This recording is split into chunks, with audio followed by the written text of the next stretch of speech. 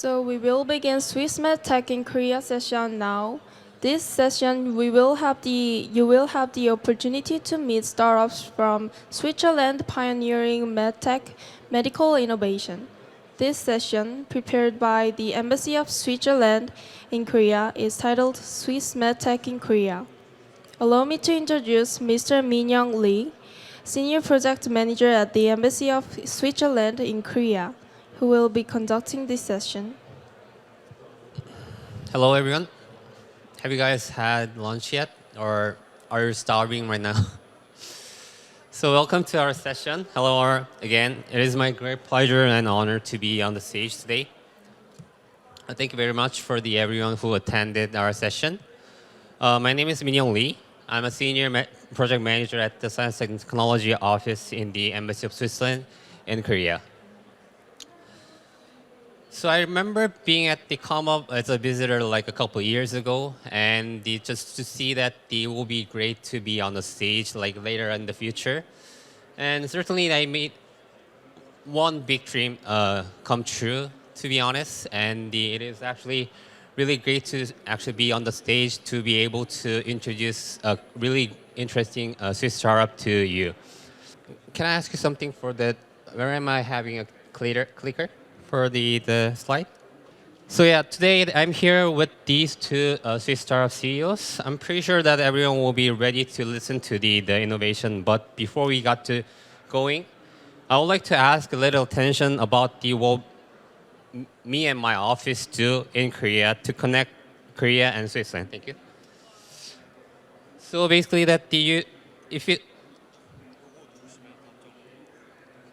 if you see from the map that I don't think that everyone has heard the words called Swiss Next. In Switzerland, we have our science diplomacy network called Swiss Next. From Swiss plus next from the Latin word nexus, which means the central link or the connections.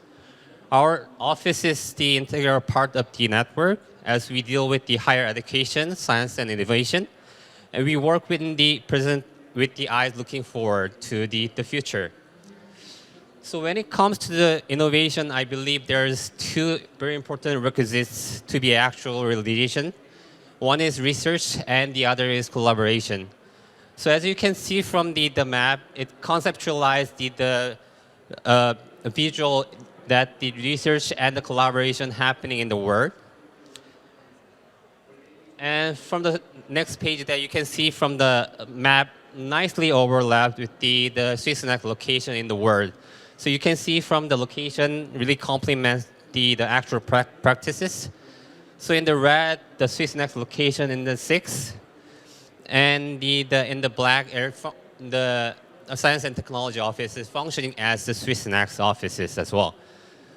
So mission is the same, but the way in which develop is customized to the location. So the needs in Seoul and the needs in the San Francisco is always different. And obviously the connection between Switzerland and the South Korea and the connection between the Switzerland and the France is always different. So Swiss Next is a global network connecting Switzerland in the world in education, research, and innovation. Our mission is to support our partners' outreach and active engagement in internationalization, exchange of knowledge, ideas, and talent. So we focus our activities in these 4 verticals, like startup innovation, academic exchanges, a promotion of Swiss higher education, and also scientific residencies as well. So enough about the network. As taking charge of the startup entrepreneurship in the team, let me elaborate more on the startup innovation activities.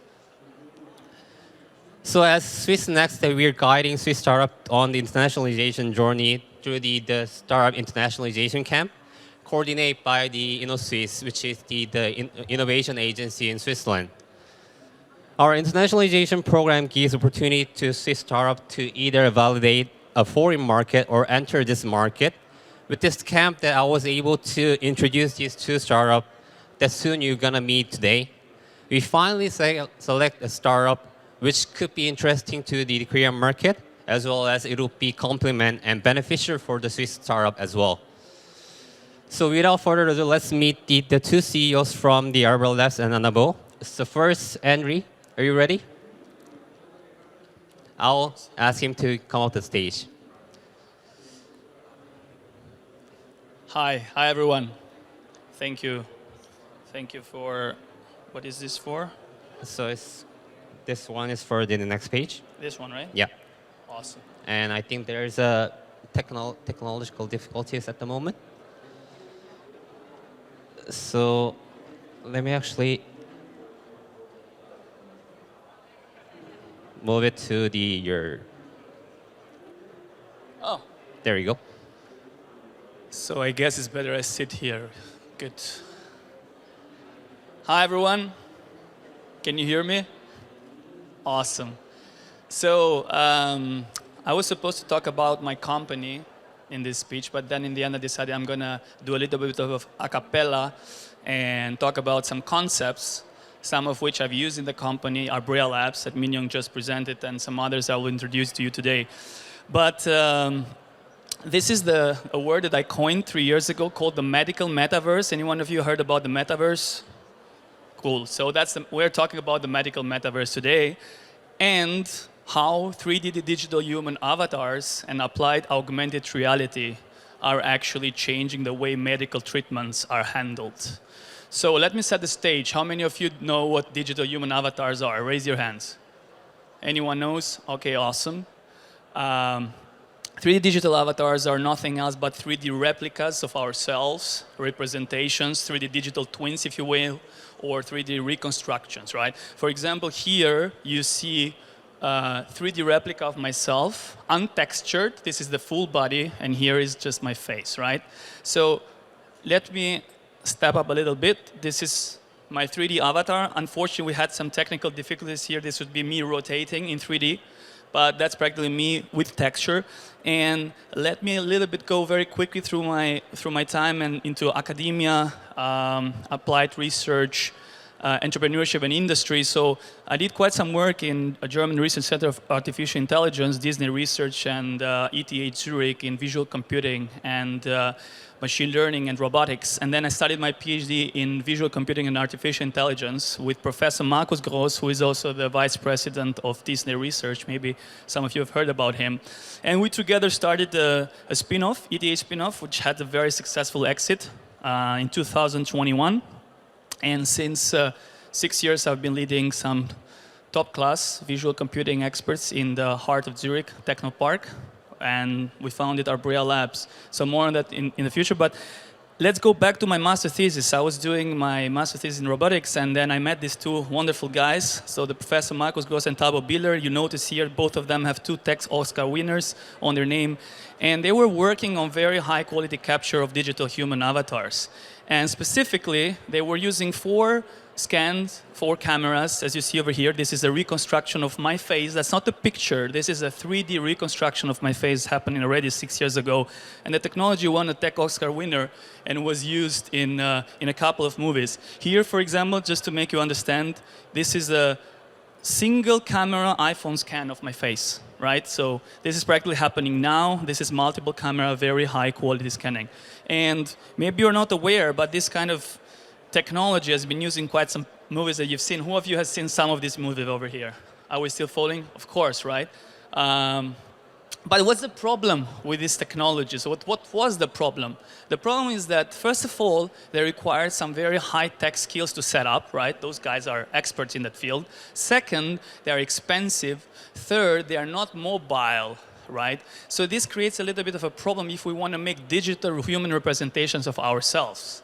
So I said, and this again should be having a video of these guys moving and all this stuff, but you notice that there is a single image taken over here, and this is a reconstruction of that image on different color. So my thought was, okay, how can we make it accessible and usable for everyone in the world, right? To make it ubiquitous. So what does it need to be? It needs to be mobile, it needs to be fast, needs to be high fidelity, right? So that's where I focus on during my PhD at the ETH Zurich. And instead of just the face, I decided to go in the full body. And why? Because we, in the end of the day, are interested in reconstructing fully ourselves, right? So, but something happened. I guess something should play here. Something happened in my 3rd year of the PhD, and my mother got breast cancer. So I went through this process myself of understanding what it means to lose both breasts in a double mastectomy and the importance of the ability to look at yourself or how you look like before you undergo the surgery. So that's why I decided to focus, this is not, okay. Decided to focus on the concept of breast cancer and breast augmentation, breast reduction, and use my knowledge of digital human avatars exactly in that field. So back then already, out of 8 women were diagnosed with breast cancer, and 50% of them were thinking about doing a reconstructive surgery. Similarly, almost 50% of women at some point in their life think about breast surgery. Numbers are higher when it comes to face, especially here in Korea. And now in the last 5 years, full body is really on the rise, okay? So now let's look at both sides, the patient side and the surgeon side. So if we go on the patient side, this is typically they are very anxious because they don't know what to expect before a surgery. It's a life-changing decision, and it's very costly and stressful operation. On one side. On the other side, the surgeons, which of course are very centric to the operation and also to the education of the patients, they always struggle of what tools they can use to improve their consultations, right? So importantly, surgeons want to protect patients from false expectation. A lot of these expectations are coming from social media, Snapchat filters, Insta filters, you know them, right? They are not realistic, but they make us look good, right? And importantly, they might want tools that help them plan the surgery. So we started our Bria Labs in 2018 in the heart of Switzerland, in Zurich, in the heart of Zurich, in Techno Park. And just one thing here, by the way, I'm originally from Albania, which is by the boot of Italy, and then moved to Switzerland 13 years back. And then right now, we are in 40 countries worldwide, and we're already settled in Korea, and because of the high demand from both patients to surgeons of our tools. I guess this is supposed to be a slide playing. Okay, good. Unfortunately, you cannot see the video rotating. I was supposed to show you here augmented reality, 3D and VR, all playing in real time on iPads and iPhones and other smartphones. I don't know, is the video playing over there in our booth? I will try to connect it. All right, so later on, if you're curious, you can come over by our booth. I have the iPad, and you can play with that for the breast and for the face. So the whole idea is that first we build the breast product for breast augmentation, breast reduction, mastopexy, and breast reconstruction. And then, okay. Oh, no, how can I go back here? Maybe this one?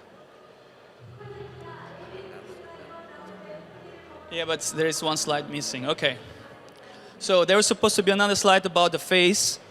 Again, you can check it out later. The whole idea about these tools is that you take 3 pictures or you take a scan of yourself, either from home or the surgeon does this for you, and then you are able to look yourself as if you're looking from a virtual mirror.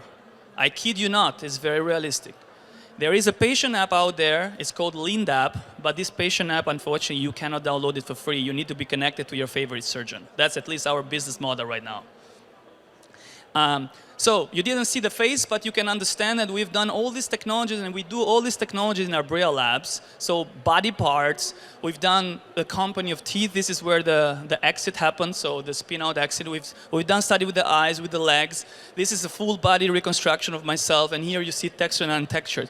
Why this is relevant? Because this is the key component to reconstructing a digital human avatar, the 3D replica or the digital twin of ourselves. And my claim is that this is the most important component of the medical metaverse, but especially also of the metaverse. Why? Because what we care the most about is ourselves. So I just took this picture from Google. This is what, if you Google, like what most people think the metaverse is. That's not my belief. It's like this sci-fi kind of expectations of the world. Of course not. Of course not, okay, but that's true. I had another slide, but it's okay. But this is what I think the medical metaverse is right now. So it's more than sci-fi. We are already, like, for me, this is an affirmed reality. All these technologies, some of these are ours and some from other colleagues, are being used for medical diagnosis, for surgical training, for medical training and operations, for surgical consultations, for mental health problem and treatment. For example, this one over here is about was a study with Betty Moller from MPI Tübingen back in 2017 when they were treating anorexia through digital human avatars. You can use the same thing also to show how you look like fatter, slimmer, etc. All right. So, kind of to conclude, and I don't know how with timing. I assume I'm good, right? So to conclude, what did I show you today? I showed you a glimpse of what my startup does. Of course, you can check out the tools later on, or you can go www.arbrealabs.com. I focus on the first pillar of the medical metaverse, which I think is aesthetics and plastics. Why? Because this is actually also the most visual of all of them. And then, I think where we are going, so as we touch a little bit deeper in this concept, we're going to go into nutrition and physical exercise and see how we can use digital human avatars to pre-visualize how a certain nutrition program or an exercise program look like. And in fact, we've done this already. In the previous slide, you saw how digital avatars are used for that. And what I think is, in the end of the day, what we're doing, we are to some extent touching this concept of the decade or of the century, which is mental health. But to learn more about that, please follow some of my next speeches. With that, I'd like to thank you and see you in the medical metaverse. Thank you, Henry.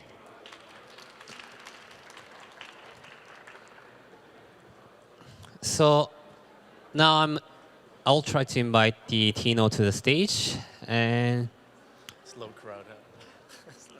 try to see the technology, the screen is working there. at the moment. Yeah.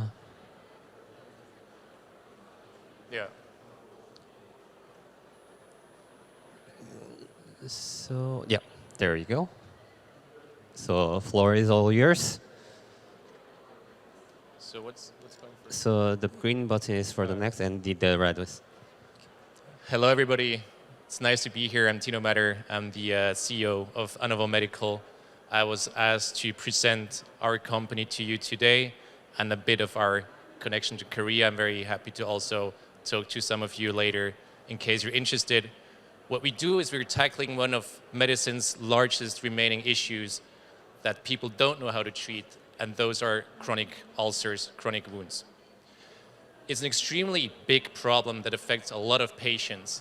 These are EU and US numbers. You can extrapolate to Korea or Asia, of course. So we're talking 7 million patients every year, a 2% lifetime risk. So there's a 1 in 50 chance that you get a chronic wound once in your life. And of course, that also means enormous costs. That's from the kind of large picture. From the small picture, what it means for patients, it's a nightmare. You have a 25% amputation rate, which means part of the leg or the foot gets cut off. Almost half don't respond to the current standard of care because the standard of care just isn't enough. And treatment times are long, very long. Sometimes you're talking multi-year therapy windows. It's not just a huge problem, it's also getting worse by the day. We have exploding patient numbers anyways. It's a 12% annual growth. And also we have an aging population and the rise of diseases such as diabetes that make people more susceptible to chronic wounds, again expanding the patient base. And last but not least, we live in the so-called post-antibiotic era. So we have germs, we have bacteria that infect wounds that we don't have any measures against. There's no antibiotic that works against them. So surgeons have to go to amputation, for example. And really, the issue of chronic wounds is threefold. It's the holy trinity of chronic wounds. First of all, as I said, there's infections of these wounds, microbial colonization. We have chronic inflammation that prevents the body from starting the healing process. And we have insufficient blood supply, so the body lacks nutrients locally to create the new skin and new blood vessels. This is the issue we have with chronic ulcers. The solution that we, Anovo Medical, offers fights against all these 3 points. We control infection, we mitigate inflammation in this way, giving the body the option to heal, and we stimulate the growth of blood vessels in this way, getting the nutrients where they have to be in the wound bed. And this is our product, AnaHeal. So as I said, we cover all these topics, and also we prevent some of the common setbacks that modern wound care products have. The product doesn't need to be refrigerated. It's easy to transport and store. It's very easy to apply. We will see on the next slide. And very importantly, it's non-biologic. We work with purely inorganic substances, which eradicates a lot of the issues that modern wound care products have. This is the way it works. So we have a spray that consists of very, very small metal oxide nanoparticles that can be sprayed directly onto the wound bed before standard dressing management. That video works. So this is just an example from our rat studies of how we apply it. So it's a very simple spray. And then we can cure the wound, in this case, getting faster healing, preventing infections. And the whole process fits very well into current protocols where anyways topical solutions are applied. And also we can save a lot of costs by doing so. I have a little calculation later on. The way the technology works, so the magic sauce is really the particles by themselves. Of course, a couple of these things are confidential, but I can show you the big picture. So we work with metal oxides that are bioactive in their nanoparticulate form. One of them is serum oxide. That's a known antimicrobial, where bacteria, as soon as they touch it, they get lysed. And it also works as a so-called nanozyme.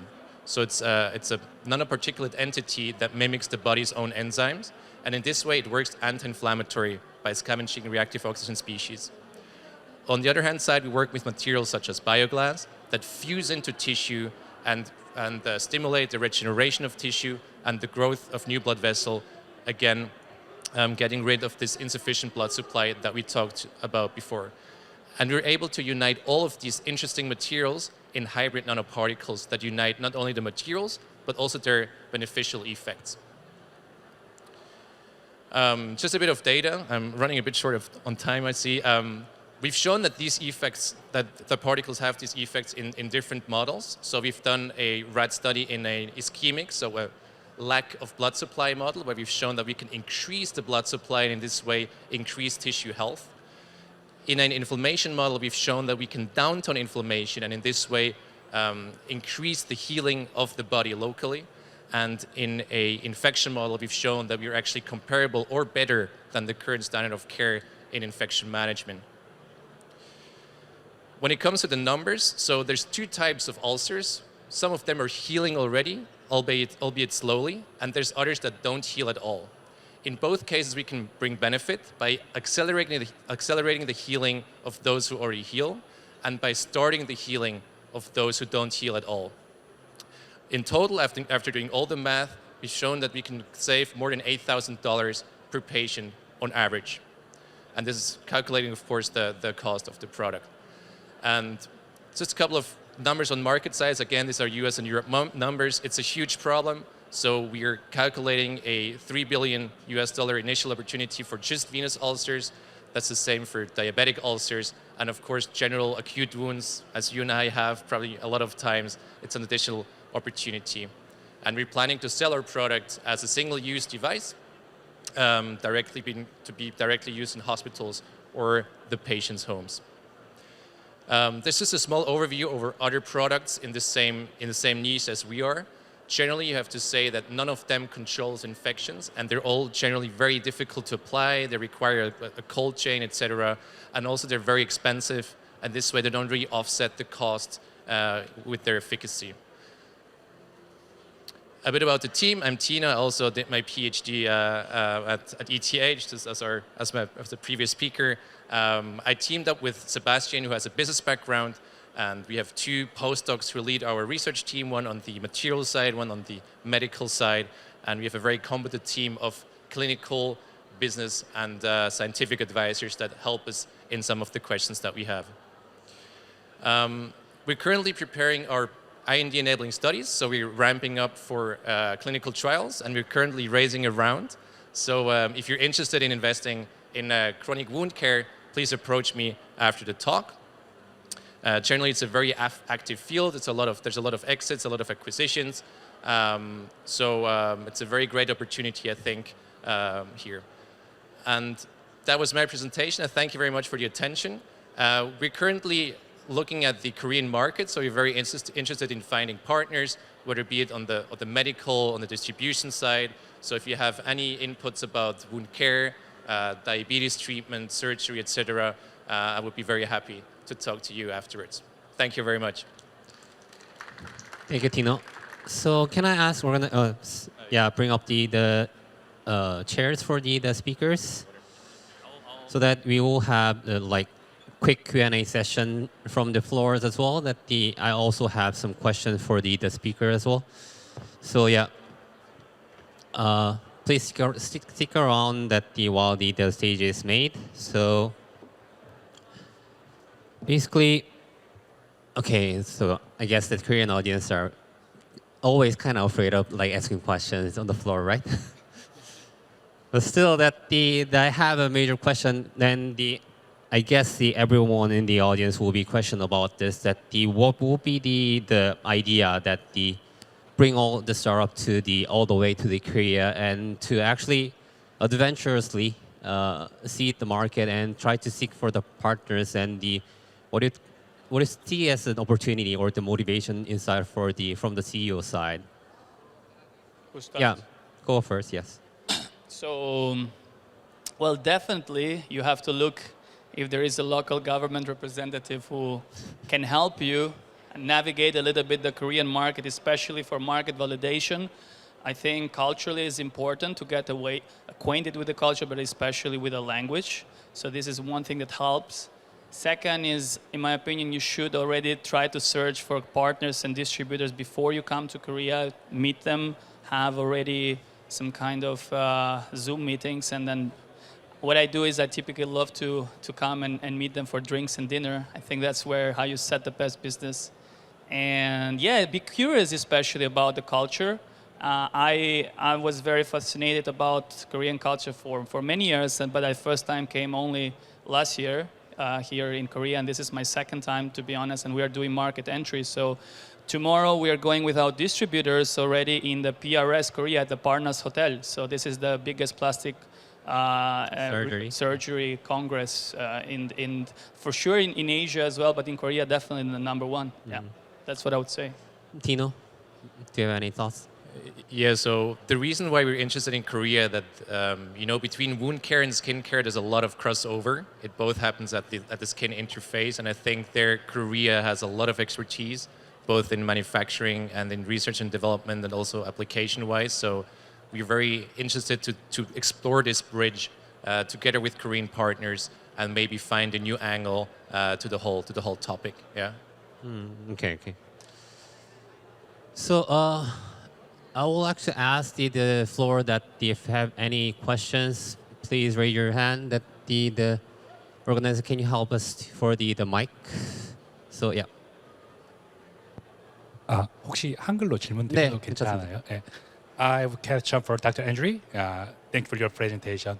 그 정확하게 타겟 커스터머가 외과의가 되는 건지 그리고 비즈니스 모델은 어떻게 돈을 버는지가 조금 더 구체적으로 듣고 싶거든요. So he would like to have an answer for in details what will be your like a business model, how you get the outcome of it, and your target customer will be the general surgeon or the / plastic surgeon. Who will be your target customer in this case?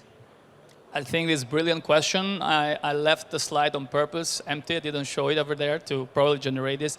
From the very beginning, my first customer has been the private clinic or the hospital or the doctor, depending on the country, right? So in some countries, doctors work in private clinics and also in hospitals. Some have just their own private clinic. So some have a hybrid model, like in Brazil.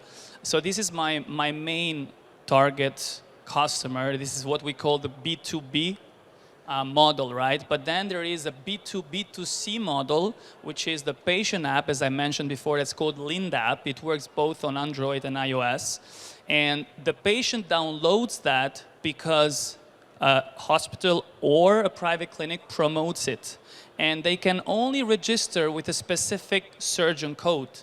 And once they register with the surgeon code, that app is automatically made look like it's the app of the doctor, right? So it's personalized.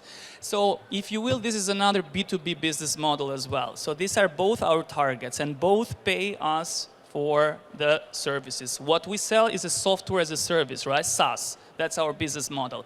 On top of that, we also work with bigger distributors, for example, breast inlay manufacturers, filler manufacturers. So these guys are interested in our simulators to look to show how their product would look on their patient side. So this is another stream of customers.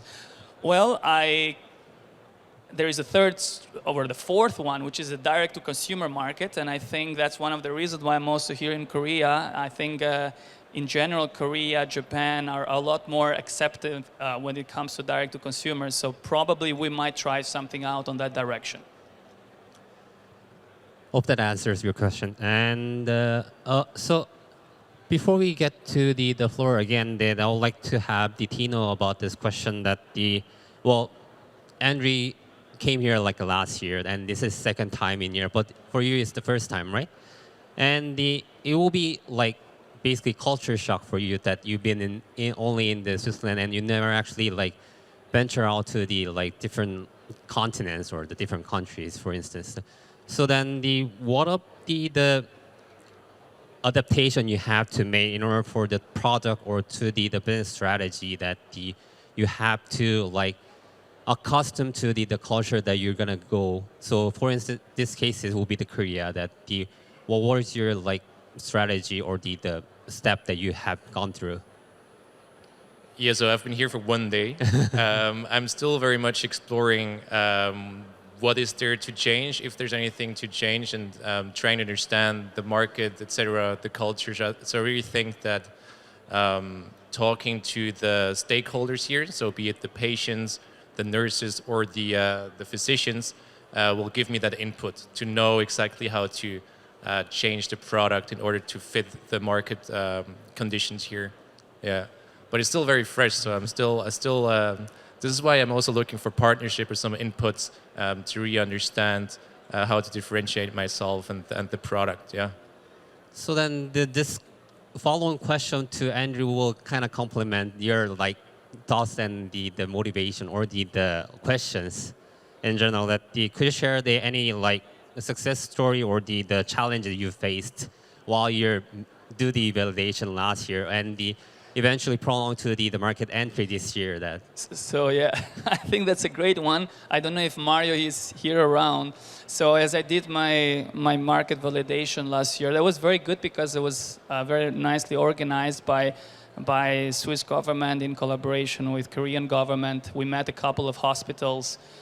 We took part in another conference, which was Life Science. It was really nice intro, to be honest. So I got to know quite some stakeholders, but then we wanted to go to check out how the product works. And my hotel was the Sheraton 4 Points, right by the Gangnam Street, right? So where there is a lot of plastic surgery conferences. Unfortunately, I didn't expect that. Probably 95 to 99% didn't speak any English, so we would just go there randomly in like 30 different clinics, and we were communicating a little bit with hands. I mean, Mario was helping me in Korean, so I think this was one of the challenges that I faced. Mm-hmm. But that's the reason why we decided to go for a distributor. I mean, I think this is an obvious reason for everyone, right? Yeah. With a local distributor who speaks the language, just understands the culture. So yeah. All right. So that gives you a little bit of insight for your like later on the week that you're following.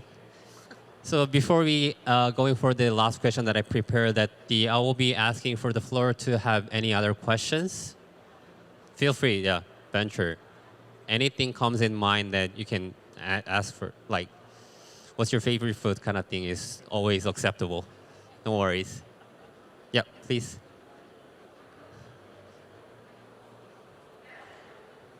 I have a question about like when you said with like the whole body plastic surgery in South Korea and coming from Europe, like I'm from Germany, and I think it's interesting to see how open they are with plastic surgery because it's quite a secret topic, I would say, in Europe. So what would you say, because Korean culture is coming to Europe, like in K-pop, everything, but also skincare and everything. Do you think that the trend will trip to Europe in a way that you would say in a few years, okay, it will stay here, or do you think it will? So it already has. just people don't speak as openly about that, neither in Germany nor in Switzerland. Let me just maybe correct, maybe I'm also wrong myself. Korea is not that huge in full body. It's very huge in face. Of course, breast as well. Body is coming to Korea. More Brazil and Latin America are the forefront runners when it comes to body. But you notice that a lot in Europe, a lot. But people just don't talk about that because it's not so invasive, right? Breast surgery in the past used to come with a stigma attached. It was invasive and people would try to hide. I remember 6 years in Switzerland when I pitched this for the first time. And I'm coming from ETH Zurich, right? Doctor of computer science, everyone like, are you nuts? Are you crazy, right? And so now we are in 40 countries. So practically to answer your question, I think Korea is very open towards such surgeries, which I love. That's one of the reasons I'm here. There is definitely an influence from Korean surgeons, which are some of the best in the world. We do a lot of meetings in US and international conferences where Korean surgeons come there and practically they do speeches. So for sure, I think there is a hybrid, a mixed influence between the East and the West, which I really like. And Europe is right in the center of that. Of course, it has its range of very good surgeons. But to be honest, plastic surgery is mainly Latin America, United States, and Korea, which is merging in Europe. That's at least my take in the last 6 years that I have experience with. Thank you. So any other question from the floor? Yep. Yeah, I want to ask about the second presenter. You introduced the ingredient as a nanoparticle. It's very interesting to me. And my question is where your nanoparticles comes from. So for example, it is a natural material or it's artificially manufactured material. And the second question is, can you introduce, so maybe you explain your material efficacy is the material to expedite wound healing rapidly. But can you anything? What else? What else efficacy? Can you introduce to us? All right, And the sorry, the last question is: you didn't mention about the detailed MOA mechanism of action? Yeah. Can you briefly introduce the MOA? Sure. 3 very good and very packed questions. So where the particles from? What about other efficacies? And what's the mechanism of action? The particles, we synthesize them currently ourselves for the trials. They're made by flame spray pyrolysis, which is a purely artificial process. It's basically generating metal oxides, so kind of rust, if you want, where we have a liquid precursor that we spray into a flame. The whole thing combusts, and you end up with particles. It's a process that's used on an industrial scale. So there's megatons of particles being produced like that per year. And I think we're unique that we use it for a medical application, because usually it's used to, make your tires better, make your ketchup more fluid, or make your toothpaste brighter. And we use it to make your wounds heal. And I think it's one of the big benefits that we have, that we don't use biological products. It's really everything comes from very basic inorganic building blocks. So there's no allergic reactions, there's no ethical concerns, there's no interactions with the bodies that we don't want. It's very standardized, very reproducible. The second question was about the efficacies in other fields, you said, apart from wound healing. So what we're looking at is in ophthalmology to downtone like inflammatory eye diseases. This is something that we're looking at. But there's a couple of other indications that we're looking at, but I think it's still a bit too early to discuss, But you've seen the properties of the particles, and of course the anti-inflammatory, the angiogenic, and the antimicrobial action. They all have, I would say, a wide range, a wide spectrum of different applications as well, apart from wound healing. Regarding the mechanism of action, so because it was only like a 10-minute presentation in front of a very mixed audience, I didn't go into too much detail regarding the mechanism of action. And maybe we can quickly talk about it afterwards, because it's a it's a lot of different interactions that take place. So it's not that straightforward. Yeah. Thanks. So maybe I'll ask for the one last question from the floor. If anyone has unsolved issue or the this is your last chance, by the way. Okay, then I will move on to my last question. So that I think in general that the Korean people will be questioned that as for the foreign startup or the international startup that you have for the insight or your comments to the Korean stakeholders who would like to create a partnership with the foreign startup, or to you personally that what will be your thoughts and the insights to share to the partners then. Okay, so I'm gonna take it from my point of view. I'm a techie guy, and I also have high respect for the universities here in Korea. Some of my ex-colleagues at Disney Research became professors, right? For example, at KAIST. So if, for example, a Korean startup would come to me and would want to do a partnership together, I would be more than happy to, for example, do something on the technical side, some joint collaboration, whether it's a project or even integration of technologies together. So maybe it's me, but I'm very open. Just shoot me an email and then we'll take it from there. So I think this is a very personal question, right? I don't think there is one rule to all. But from my perspective, we've had actually we have bachelor students and master students from Korea doing bachelor and master thesis. For example, this is one of the way Yumi Kim, for example, is finishing right now her bachelor thesis on capturing of faces. So practically, we are already doing collaborations. So that's what's my take, right? Just be open, right? And then if there is a fit technologically or from the business perspective, I will just take it. I like that. Or Tino? Yeah, I mean, I fully agree with Andrew. Just approach, that's step one, and then be very clear about your capabilities and your interests, because I mean, leading a startup, we have a lot of touch points to a lot of different challenges and issues on the technical side, on the distribution side, on the whatever IP side, regulatory, etc. There's a lot of different points. So yeah, of course. Just approach us. Let us know what you're interested in and what you can provide.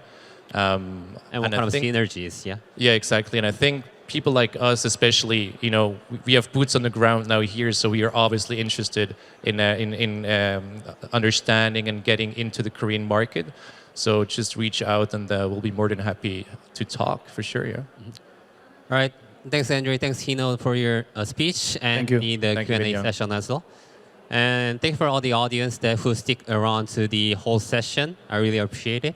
And please, we will be at the booth for most of the day from today. And if you have any unsolved question or if you would like to have a little bit of longer discussion, then just swing by the booth. That we will be there. Then we'll be more than happy to answer your more personal discussion as well. Yeah, thank you all.